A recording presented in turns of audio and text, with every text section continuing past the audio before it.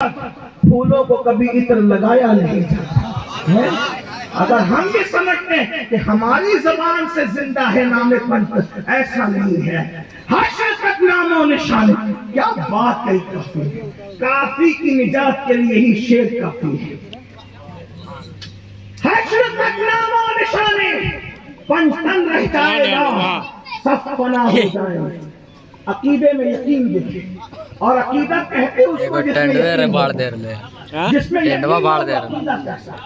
اب کیا بات کہی کہتے ہیں سب فنا ہو جائیں گے، کافی وہ لیکن حشر تک نعت حضرت کا زبانوں پر سخن رہ جائے گا۔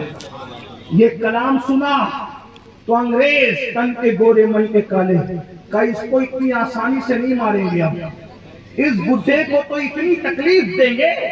انہوں نے کہا تھا، میں نہیں کہہ رہا ہوں، ہمارے لیے تو بزرگ ہیں، اس بڈھے کو اتنی تکلیف دیں گے کہ اس کی زندگی پر نہیں بلکہ اس کی موت کو بھی اس کی موت پر موت کو بھی ترس آ رہا ہوگا۔ پھر کیا کیا؟ عشق دیکھو کیا ہے، عشق کیا ہے، کیا کیا؟ کوئلے گرم کیے، استری میں ڈالے۔ استری سمجھتے ہیں؟ ابھی جو ہے وہ پاور کی جو آتی ہے ابھی، اس وقت تو کوئلے کی ہوتی تھی۔ کوئلے ڈالے بھڑکا کر کے، اور جب استریاں گرم ہو گئی تو کافی کو لٹا کر ان کے بدن پر استریاں چلوائی۔ توجہ کرنا، یہ ہے عشق والوں کی زندگی۔ یہ عشق نہیں آسان، بس اتنا سمجھ لیجیے، ایک آگ کا دریا ہے اور تیر کے جانا ہے۔ اللہ اکبر، ذرا غور تو کریں، استری چلائی کس پر؟ کافی جیسے سید پر، اس عالم پر، لیکن کافی پر استری جیسی چلی، کافی کی زبان پر آیا، اغثنی یا رسول اللہ، اغثنی یا رسول اللہ۔ جیسی زبان پر اغثنی آیا، کافی نے دیکھا کہ اللہ کے رسول سرہانے کھڑے ہیں اور کہنے کی تیرے سرہانے موجود ہوں۔ عالم بیداری میں کافی نے رسول اللہ کی زیارت کی ہے تو کافی تڑپ کر کہتے ہیں آقا، اگر مجھے پتا ہوتا کہ اس منزل سے گزر کر آپ کی زیارت ہوتی ہے تو میں اتنی دیر نہ کرتا، بہت پہلے جسم پہ استریاں چلوا چکا ہوتا تاکہ آپ کا دیدار نصیب ہو جاتا۔ ویڈیو کالنگ تالا مارن گھر پہ آؤ۔ جب ہم مصیبت میں گرفتار ہوتے ہیں تو وہ اپنی آستین سے آنسو پوچھتے ہیں، سامنے دیکھ لیں، سر پہ شفقت کا ہاتھ رکھنے کے لیے تشریف لاتے ہیں۔ جب ہم بے قرار ہوتے ہیں تو ہماری مدد کے لیے ہمارے درمیان موجود ہوتے ہیں۔ ارے کبھی ان سے عشق کر کے دیکھو، سب کے لیے رو کے دیکھا، کبھی ان کے لیے رو کے دیکھو، سب سے وفا کر کے دیکھا، ان جانے وفا سے وفا کر کے دیکھو۔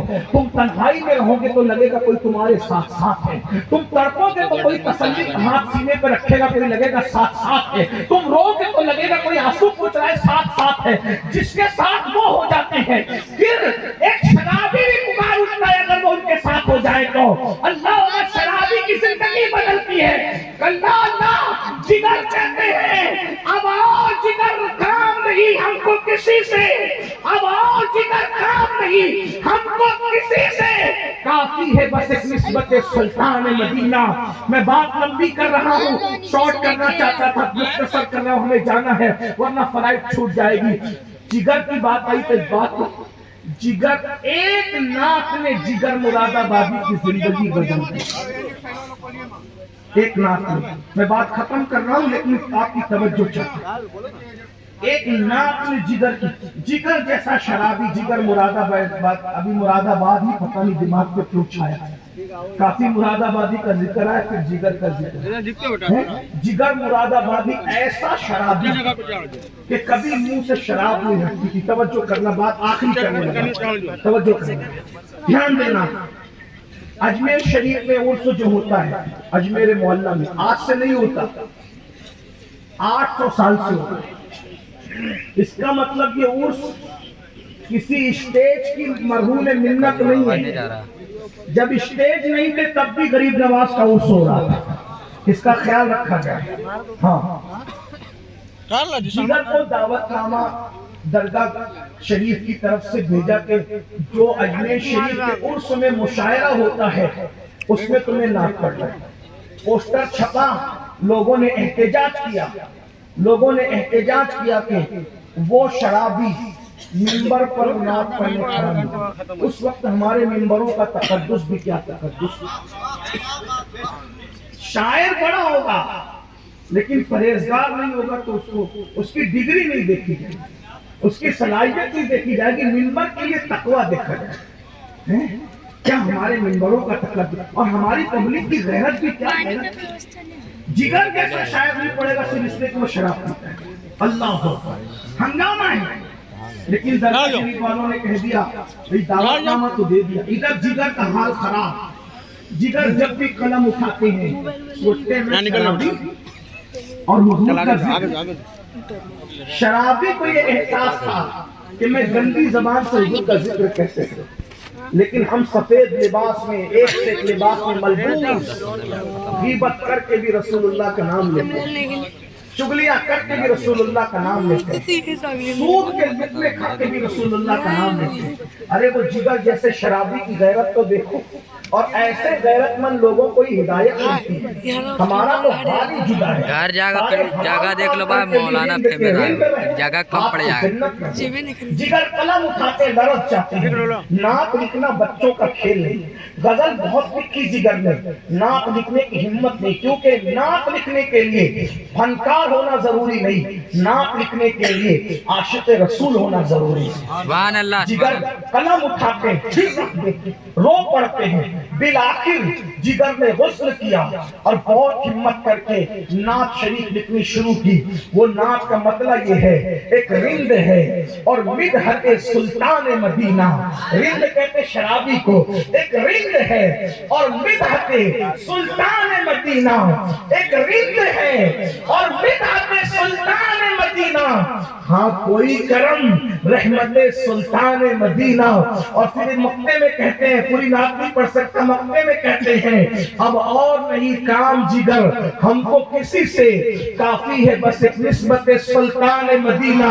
یہ نعت پوری ہوئی اور جگر نے کہا، جگر آج جس زبان سے نبی کی نعت کہہ دی ہے اب اس زبان پر کبھی شراب کا قطرہ نہیں رکھوں گا۔ ایک نعت نے بس بات ختم کرنے لگا ہوں، ایک نعت نے جگر مراد آبادی کی زندگی بدل دی۔ لیکن اب میں تم سے پوچھتا ہوں، عشق کر رہے ہو یا مکر کر رہے ہو؟ عشق کر رہے ہو یا فریب کر رہے ہو؟ عشق کر رہے ہو یا دھوکہ کر رہے ہو؟ عشق کر رہے ہو یا جھوٹ بول رہے ہو؟ عشق کر رہے ہو یا اپنے آپ کو فریب دے رہے ہو؟ جگر جیسا شرابی ایک نعت پڑھ کے شراب سے توبہ کر لیتا ہے، ہمارا کیا حال ہے؟ جلسے سے اٹھ کے جاتے ہیں پھر فجر میں سوتے ہی رہتے ہیں، جلسے سے اٹھ کے جاتے ہیں پھر بھی راتوں کو گندی فلمیں دیکھتے ہی رہتے ہیں، جلسے سے اٹھ کے جاتے ہیں پھر بھی گانے سنتے ہی رہتے ہیں، جلسے سے اٹھ کے جاتے ہیں پھر بھی عورتوں پہ پاپ کی نظر کرتے ہی رہتے ہیں۔ اب آپ مجھے بتاؤ، ارے نعت تو وہ ہے کہ جگر ایک بار پڑھ دے تو جگر کی زندگی بدل جاتی ہے، پوری زندگی نعت پڑھتے گزار دی۔ اگر زندگی نہ بدلی تو کہیں اپنے آپ کو فریب تو نہیں دے رہے ہو، اپنے آپ کو دھوکہ تو نہیں دے رہے ہو؟ بس آج جو میں بات کرنے چلا تھا، مفتی صاحب کے دیے ٹائم میں 10 منٹ باقی ہے، وہ بات کر لوں پھر بات پوری ہوتی ہے۔ اعلیٰ حضرت کا ذکر میں نے کیا کہ کافی کا کلام سنتے تھے، استاد زمن کا کلام سنتے تھے۔ ایک شخص نعت لکھ کر کے لایا اور نعت لکھ کر لانے کے بعد کہتا ہے، امام نعت پڑھ کے سناؤ۔ میں سنتا تو نہیں ہوں قصداً کسی سے، لکھ کر لائے ہو تو چلو سنا دو۔ اس نے نعت پڑھی، ایسی نعت پڑھی، میرا تو ایسا دل تڑپ رہا ہے مدینے آنے کے لیے، حضور آپ کے بغیر ایسے تڑپتا ہوں جیسے پانی کے بغیر مچھلی تڑپتی ہے۔ امام رونے لگے، ساون بھادوں کی طرح آنکھ میں آنسو آنے لگے۔ پتہ ہے کیا ہوا؟ اللہ اکبر، جب نعت پوری ہو گئی تو امام نے کیا کہا پتہ ہے؟ اب اس کو سن لو، بات پوری ہونے کے قریب ہے۔ امام کہتے ہیں، شاعر صاحب آپ نے جو نعت لکھی ہے کیا جذبات ہیں آپ کے، جو نعت لکھی ہے اگر وہی آپ کے دل کے جذبات ہے تو احمد رضا تمہارے تلوے چومنے تیار ہے، تمہارے جوتے اپنے سر پہ رکھنے تیار ہے۔ لیکن اگر جو نعت تم نے کہی ہے اگر وہ تمہارے دل کے جذبات نہیں ہے تو اللہ سے ڈریے کتنی بڑی بارگاہ میں جھوٹ بول رہے ہو، کتنی بڑی بارگاہ میں جسارت کر رہے ہو. ارے جس کی نگاہ سے خدا کی ذات نہ چھپی، اس کی نگاہ سے تیرے میرے دل کے جذبات کیا چھپ سکتے ہیں. اب میں اختتام پر یہ کہہ دوں سنیو، کہتے ہو نبی کے نام پہ جان قربان ہے. ارے میرے بھائی، ابھی جان قربان کرنے کی بات نہیں ہو رہی ہے، ابھی تو صرف 10 منٹ فجر میں نیند قربان کرنے کی بات ہو رہی ہے. جو 10 منٹ کی نیند قربان نہ کرے وہ اپنی جان کیا قربان کرے گا. عورتوں کو پاپ کی نظر سے دیکھتے ہو، جو اپنی خواہش نبی پہ قربان نہ کرے وہ نبی پہ جان کیا قربان کرے گا. بس اینڈ پر جاتے جاتے ایک روایت پڑھتا ہوں. جو گناہ کرتے ہو نا، گناہ جہنم کے ڈر سے چھوڑنے کی بات نہیں کرتا، جنت اور جہنم کے فیصلے اللہ کرے گا.